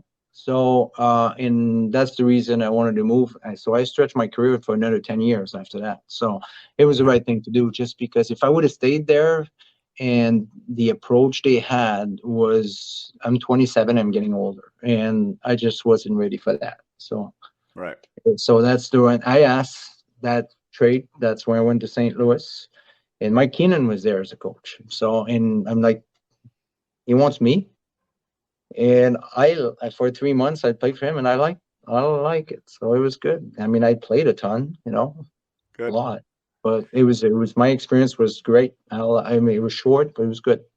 So there's a difference. I mean, that's actually maybe something to contrast. You said you enjoyed your time with Mike. Some players obviously didn't. I mean, it sounds like it was how, and maybe you can speak to that more. You said Al had the approach of, like, he would touch everybody the way they needed to be touched, right? Yeah. Everyone, he would pull the levers. Was Mike a one fits all approach, or did he try and do the same thing? Pretty much the same thing. So it was a different, for sure. But all that learning, younger too, I was able to process things. You could come back on the bench and, have someone telling you what, screaming or saying something. And again, I was older at that point, so your process is different too. So you're like, okay, good. You take what's good, leave what's bad, and you just focus on it. But again, I had the chance to go back, like you're saying. So if I made a mistake, I heard it, but I was back on the ice again. So I wasn't sitting down. So I was able just to at least I had a chance to really, okay, I'm going to do it now. So different. The approach was completely different. I mean, it's just Mike was more on a hard, it's hard, tough. You win one game, it's unbelievable. You lose one game, it's not good. Like it's just not okay. So, but he did what he did, and he had a great coaching career. But it was different. So, but again, I only played for 3 months with Mike, so I don't know. Maybe if I would have played for 2 years, it would have been different too. Right, so, right. Yeah, so fair enough. yeah. Did you have any? I know you played World Junior the 1 year there. I believe your draft year. Did you have any other international experience as far as Canada's concerned with an Olympics or a World Cup or? Well, we did. I was 18. We went to Czechoslovakia. That's what we did. Yeah. And so that experience was a different experience just because we got kicked out, big fight, so turn off the lights and all that stuff with Junior.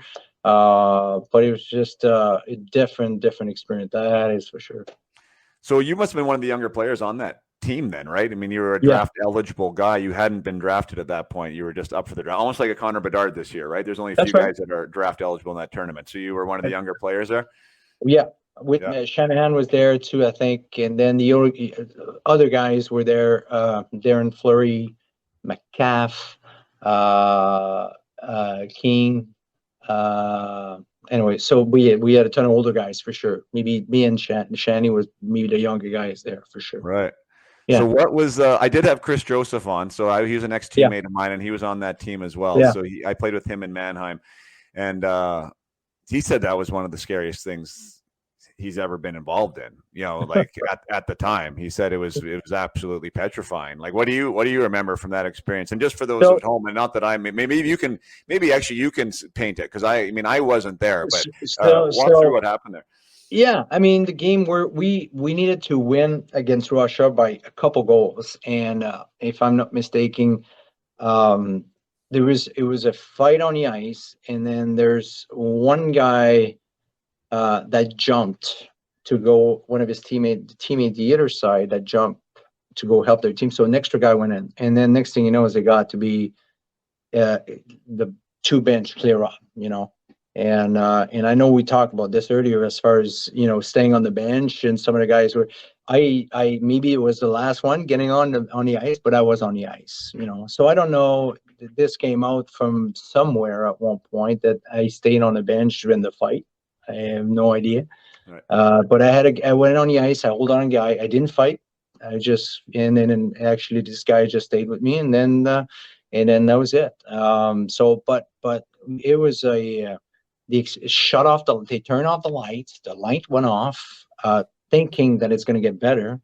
Well, it got worse. Obviously everyone was just going at it even worse. So it's just an incredible things that happened. Just that, from we were going to in a place where we were going to win, and next thing you know is it turned out to be it was bad. And then after the game, we just all got out, and then he had guards all the way down to the bus, and we already had pack our stuff, but we couldn't go anyplace else. And when the police are on the bus, and they kicked us out so fast, we couldn't go anywhere.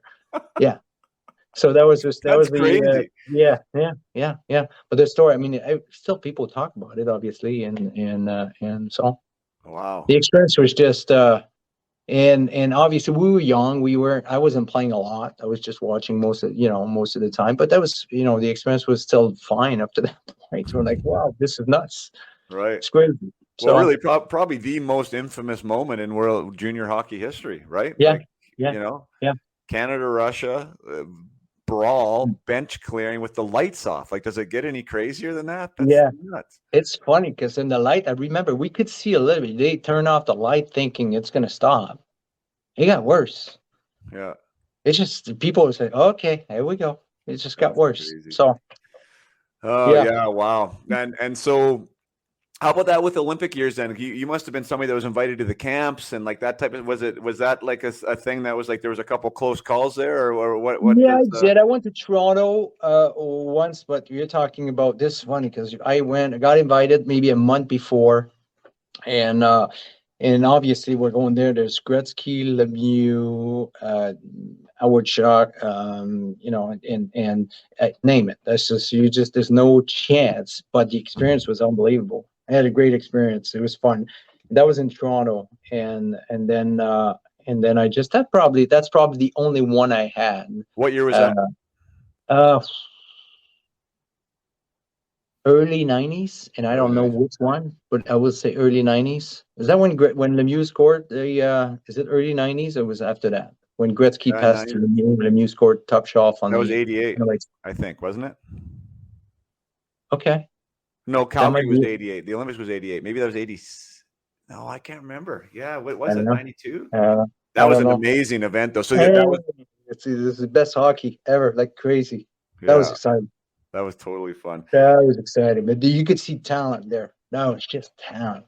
Yeah. Well, you're Wow. a five-time All-Star. Like, I mean, that's super. I mean, that's Yeah. distinguishing, obviously, and what an honor to do that. Do any of those games? Like, do you remember any of those games, or was maybe the first one kind of super special because you were recognized among your peer group? Yeah, it was in Pittsburgh, obviously. So, and then Mario put a show. So yeah, I think he had 4 goals. I'm gonna see. I don't know. So something like this, but it was fun. I mean, it was my first year doing it. It was my second year, I think, playing in the NHL, and having all these guys around. Same thing. You're talking about Gretzky, Lemieux, Mark Messier, just it's a legend. Like, it's great. And now you're 19. You're coming in. You're looking. This is why. What am I doing here? It's Wow, crazy. I never realized that was your second year pro. What a Yes, cool I think it experience was that must 19 have or been. 20, something like that. Yeah. Yeah. So 20, so something like this. So it was incredible just being part of it. Just being sitting in the locker room. Just wow. And How good was Mario? I think Mario was obviously he's game was on the line. He was dangerous. Like, it's crazy. I think when he came one-on-one against you, that's a scary part. Like, you go, okay, yeah, I'm gonna go back a little bit more, just because I'm like, yes, because he's got that. He's mobile. He's 6'6". He's got hands. He's good. He goes around goalies. He goes around players. He goes around. He's scary. And he did that to Rayborg. Because remember that one he passed. Yeah. He always said it. He said, I always wanted to do. If you do this to Rayborg, that's crazy. We beat him That's four crazy. times. He beat him 4 times Yeah, almost, right? getting back and forth, back and forth, back and forth, top shelf on top of it. Oh my God, are you kidding me? That's crazy. So it's an ease. When you say Gretzky and you say Lemieux, they're incredible. They're different. Gretzky was able to just bring you to him and just hit the late guy. He just controls, slow down the game. He found that soft spot where you could go.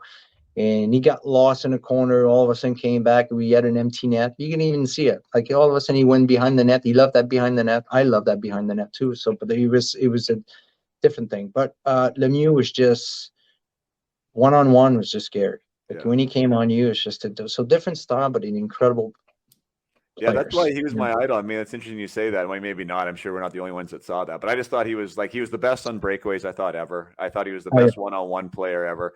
And I just love that about him. Like, he could beat guys just by himself, where Gretzky was amazing, of course, too, but he really, like, again, drew people and then used other people to get open again, right? He wasn't necessarily a guy that would attack individuals one-on-one. And I just thought Mario was pretty special at doing that. You said earlier, which I love the line, do you shoot to shoot or do you shoot to score? There's a mindset involved in that, I believe, 100%. right? Yeah. Yeah. Oh, yeah.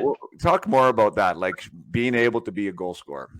So I don't know. I mean, sometimes you get in that zone, sometimes you're not, but it's just hard. But one thing I try to, and even now, even before, like, you shoot 5-0 or you shoot top left side, you're shooting there.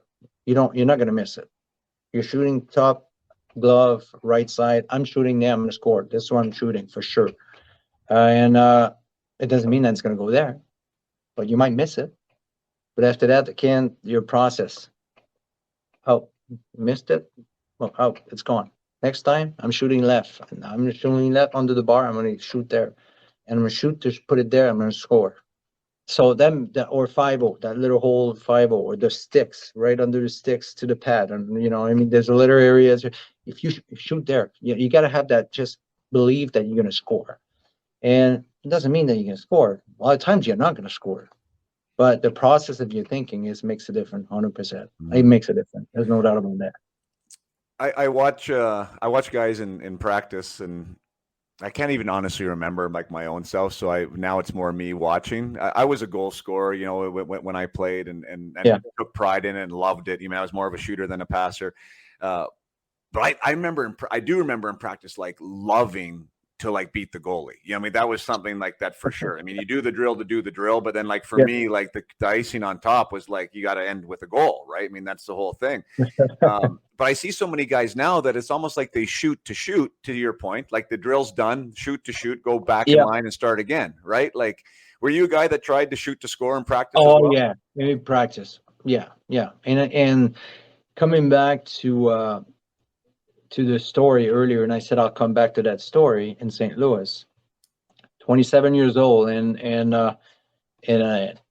we practice at the end. We're shooting the pucks, and we're just focusing. And Brett Hall comes to me, and I played with Brett in the same line for a couple of years. You know, he's incredible. And he goes to me. He goes, "You don't know how to do a one-timer." I said, "Well, I've been here for a while, so I think I'm okay." He goes, "No." I said, "Okay." He said, "I'll show you." So we stayed on the ice, and the way he actually, first of all, he said, "Your sticks is too stiff. You need to whip your sticks," and he was right. And second thing is your hands, the top hand it's got to be away from your body. You know, I said, "Okay," and then you don't go back to go forward. If you all know you're going to do one motion forward, it's a lot easier when you think about it. And then your top hand, when it's away from your body, you're able, if I'm going like this, you're able to go adjust. So his range of a one-timer was like 2 feet. Why? Because his body, his hands were moving, and he always said, "Let the stick do the work." So I learned this when I was 27. I came off the edge and I go, I'm going home. I'm driving home. I'm thinking, okay, I'm 27. I'm still learning. That's crazy. But he's right. He was right. So I learned something that, and then the way he should shoot the puck, he was incredible. He was an incredible hockey player. And I actually, I needed to have just to play with him because he was, it's the first couple of months you're like, okay, and then after that it was just incredible playing with him, and he was an incredible hockey player, and you learn how to hear what you want to hear with Brett. Sometimes he could be hard, he could be tough, he could be, he says what he thinks, and but you learn how to understand how he is, where he's coming from, and a lot of times it comes from a good place. So Yeah. and it was fun, so Do you I enjoyed playing. Do you remember what flex he used? I heard that he used a pretty whippy stick. Do you remember what that was? 70, I think 75, 70 even. Right. I think he played with 80, 85, 80, I think 80 or 75, I think. But he used to change sticks during the power play so he could stay on the board just for one team. Wow. Yeah. So Because he these was kids now, they use like that Connor Bedard. I know I work with a guy that plays with Regina, and he uses like okay. a 68 kind of flex, right? Like, and he uses a long stick, and you Yeah. see that release that he has, right? And yeah, like I just don't. I get it for I understand. I think like the technology wise and the benefits on the wrist shot, but I don't get Yeah. it for the one timer. To me, I still like when I use a flexi stick, like it almost feels like it's bending in half, and I have no idea where It's this thing's dying going. on you. So, You just got to put the right amount of pressure. When you know what to, so, and it was an adjustment for sure. We played with wood sticks all our life, yeah, and it was a different flex everywhere. Some sticks were breaking easy. It was not. This is now when you know what you're getting and you know exactly it's consistent. It's incredible. I mean, my kick point was like probably 6 inches from the bottom. I love that kick point. Instead of having some people like the middle of the shaft, they have all that angle that comes like this. So I always love little wrister, it's just, and then you're right. If you put too much weight on it, it dies on you. It goes in the corner. So it's just, yeah, you get put the right amount of weights. So even Brett, when he shot the puck with 70 flags or 75 flags, he didn't overkill it. He just hit that puck and he let the stick do the work. That's what he was right. saying. It's a Yeah, beautiful thing. When you hit that spot, it's a nice thing. It's a good feeling. It just yeah. takes off. It's like, wow, it's The great. one of my clients, Cole Dubinsky, he plays in Prince George now for the Cougars. Anyways, we had a discussion about stick flex, and he actually said pretty much the exact same thing you're saying. He's like, yeah, he was this. You have to actually, how's the right way to say it? Like you don't shoot it as hard. He's like, you Yeah, actually like, you don't try as hard on the one-timer because that's right. you let the stick release the puck. Yeah. And obviously us with those big heavy Eastons that we were using back in the day in the Illumins, you had to lean on those Tighter. things. So Yeah.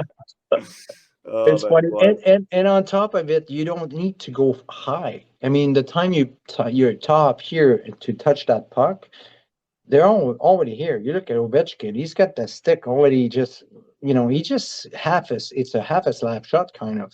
He Yeah. doesn't. I mean, think about we used to touch the ceiling, Yeah. everything up, and just the higher we go, the harder it's going to go. Now you don't need to, just half, and then let the stick do the work. It's Yeah. incredible the difference. It's incredible. One more short break from the conversation with Pierre Turgeon, just to give you guys a thank you. I've read a couple testimonials now from players who are graduates. Of course, I always appreciate testimonials from those of you who are podcast listeners and enjoy the program. So whether you're watching this on YouTube, my goodness, write a comment, subscribe, give a thumbs up. That's fantastic. If you're watching or listening to this, an audio version of it somewhere, chances are it's probably on the iTunes platform, the Apple Music platform, as 80% of you seem to be listening on your Apple device. Please pull the car over or stop and take a second right now and just press pause, press 5 stars, write your quick review. It really doesn't take any time at all. And let's get those ratings up there. And let me read one of your reviews on my next podcast. I love reading out the new reviews when they do arrive. You know how grateful I am when you do take the time to do that. And it obviously promotes what we're doing here with Up My Hockey. And we're trying to make 2023 the greatest year of the podcast yet. And considering the guests that we've had here in the last few, with 4-time Stanley Cup champ Dwayne Sutter and first overall pick Pierre Turgeon and 1,300 points, and the list of players I have lined up, it is going to be a fantastic year. So let's get those reviews out there, and let's let people know what we're doing here, what we're talking about, and why Up My Hockey is just a little bit different than all the other podcasts out there. So thanks again for those of you who are here. And now back to the conversation with Pierre Turgeon. You said at 27 there, like that was like this, obviously this point in your career where you remember that, hey, wow, I just learned something. And it was kind of funny too, because you juxtaposed that by saying at the beginning, well, I think I'm okay. I've been here a while and, a few All-Star games under my belt, Brett, but no.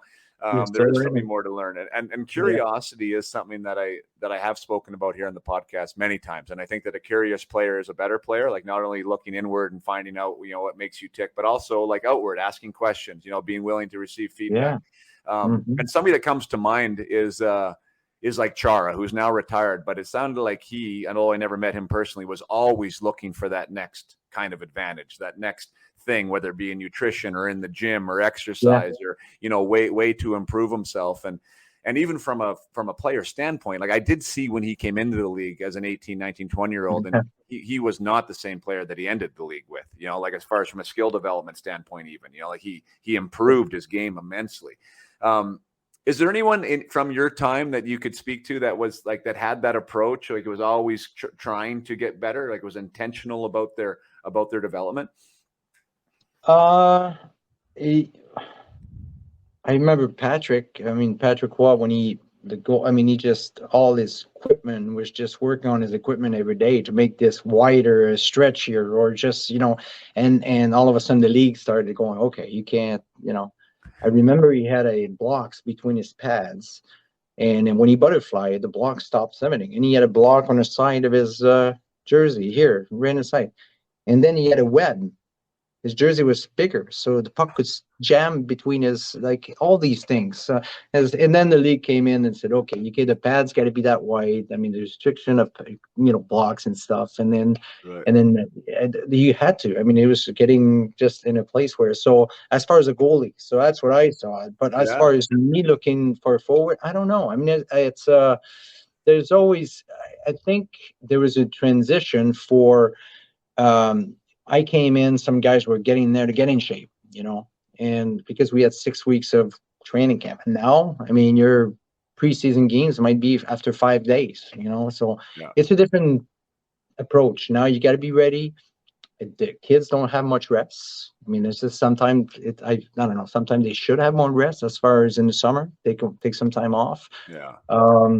but they're working on their skill, the quick feet, the core. I mean, we used to do bench press as every week as we could. I mean, squats. How many squats can I do? It was so much leg. It was extreme.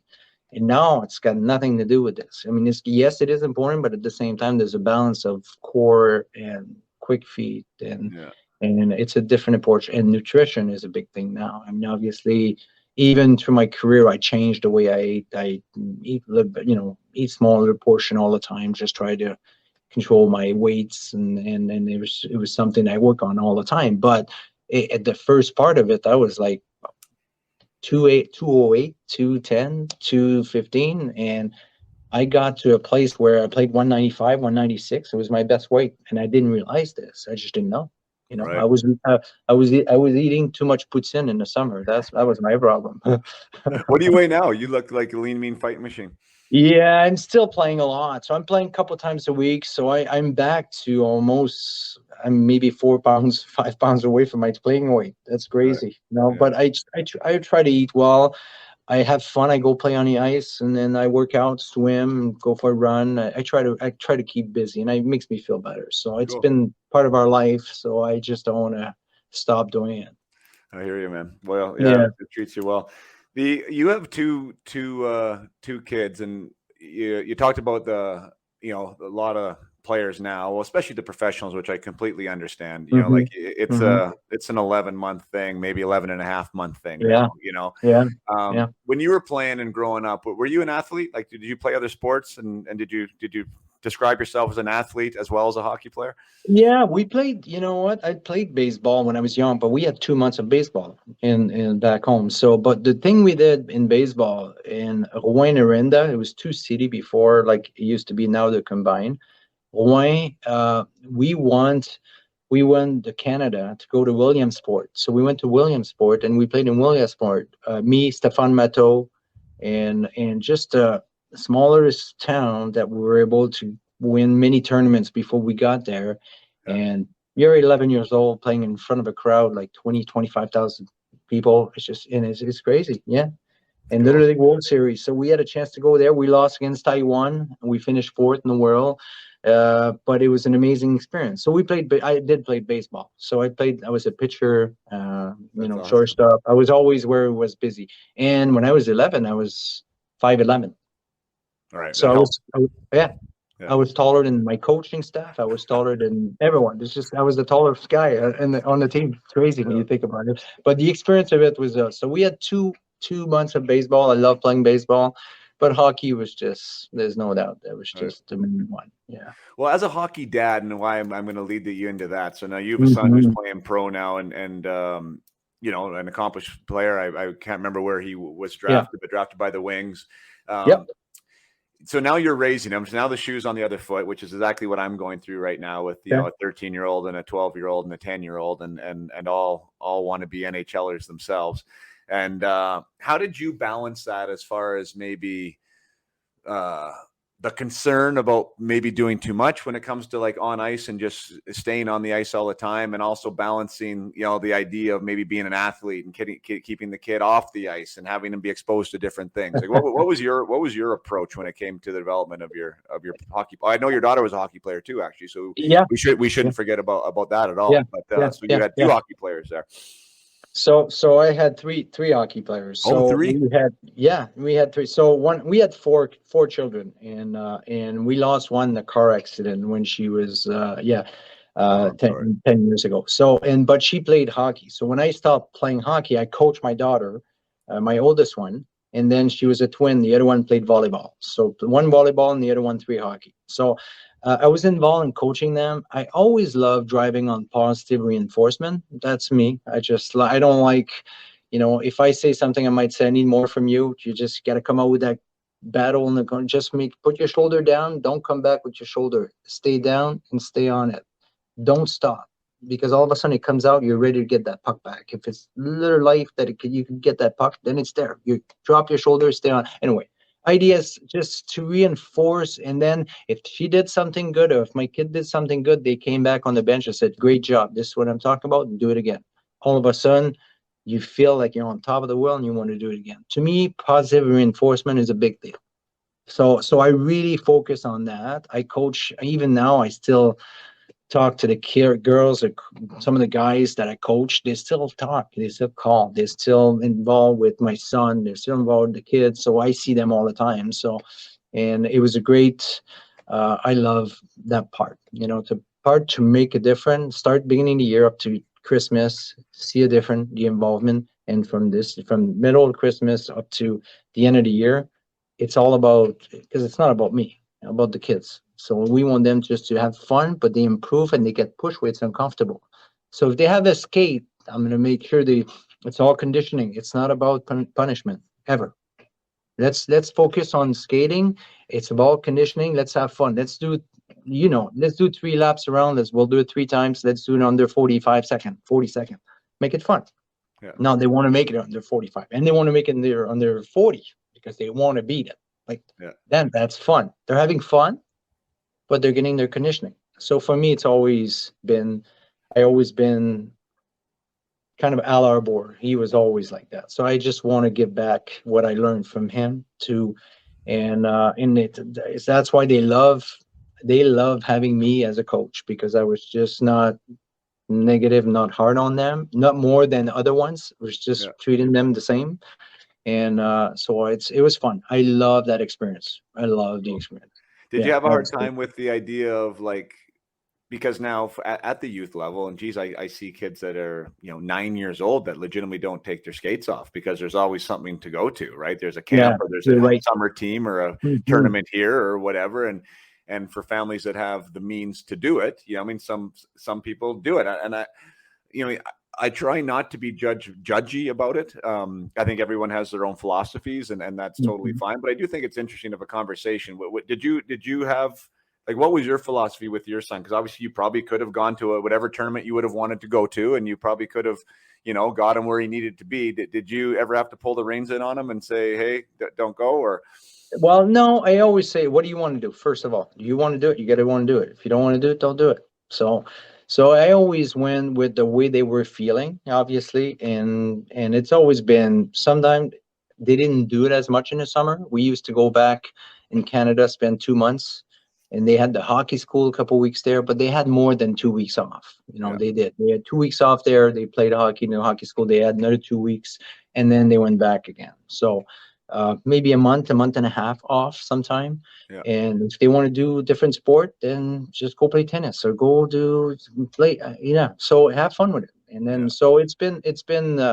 I think it's today. All depends what age are you at. Like if you're closer to what you want to achieve, then you might want to put more commitment in it. So, but if you're 8, 9, 10, you gotta have fun too. You gotta enjoy it. If you want to do something else, then you do something else. So I think they need to feel like they're making that decision. I think. Yeah, I agree. Yeah, I mean, I've had to.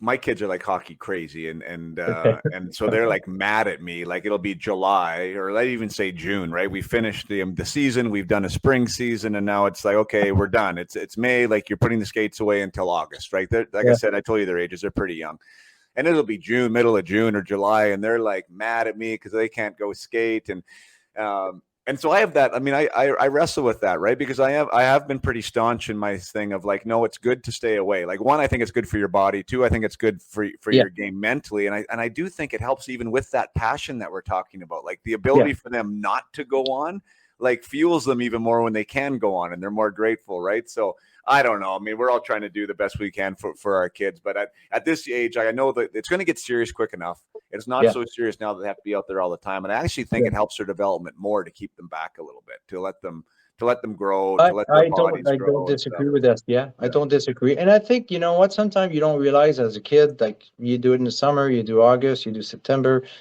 but you got to think about when you're going to be in January. Well, how are you going to feel? Are you going to go, is it too much hockey? Is it going to be, because you might be okay in the summer, but long season, is it going to affect you? Or maybe you have that month off or a month and a half off. When you get to January, you still have that fuel in you that, okay, I'm going to keep going. You know what I mean? So this is where you gotta, everyone's different, but we're trying to do the best to guide them at the same time, but it's hard for them to realize it. But yeah, I agree with you. Sometimes you need a break. That breaks puts more. It gives you more fire, Yeah, fire more for fuel in your this tank, season. 100%. Well, Yeah. you've been an amazing guy. I'm gonna. I mean, I don't know if I should end with this because I think it's such a cool distinction, but it's also there's a little bit of a negativity around it. I'd love to hear your opinion. I just read this morning, and that's with the Hall of Fame scenario. So Yeah. I read the thing that you have the most points in NHL history to not be in the Hall of Fame. Mm-hmm. What a interesting, weird, strange, kind of honorable title in some ways to have. Is that like, where does that sit with you? Like, I don't know. I mean, you distinguished career, 1,300 games, over a point a game, 500 goals, all these. I mean, a Lady Byng Trophy and 5 All-Stars, and obviously there'd be a lot of people on the fence that are saying you should be in. Obviously, there's some people that think that maybe you're not quite there. Like, where does that sit with Pierre Turgeon, the guy who's now out of hockey, looks back in his career and knows that? Yeah, well, thanks for asking that question. But at the end of the day, I just, for me, I don't look far. I was blessed to do something I love. I always say this. I mean, I played hockey and they paid me to do it. That's crazy, you know? So for me, and I'm grateful for that, you know? So it would be the icing on the cake. It would be so if it does happen one day, but I'm so grateful for my career that I was able to do something I love, the game. And I still love the game. I think it's the best game ever. But it's just, and then I made a living out of it. You know, it's crazy. And you meet good people through it, you know. And I mean, like I said earlier, we had that conversation. The people you meet through hockey is incredible. It's a small world, and it's a great world to be a part of. And I'm thankful for that.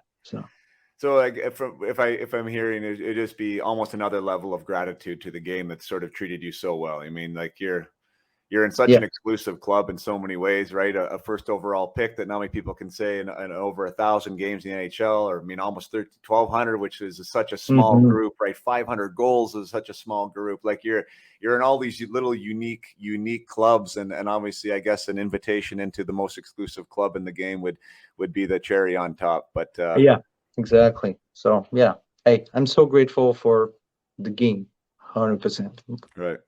Well, you were gracious enough to get on with me, Pierre. We never played with each other, and we don't know each other super well. But you were nice enough to come on my podcast. I know your words of wisdom here are going to benefit some of my listeners and those and the youth growing up. So I really appreciate you spending the time with me here today.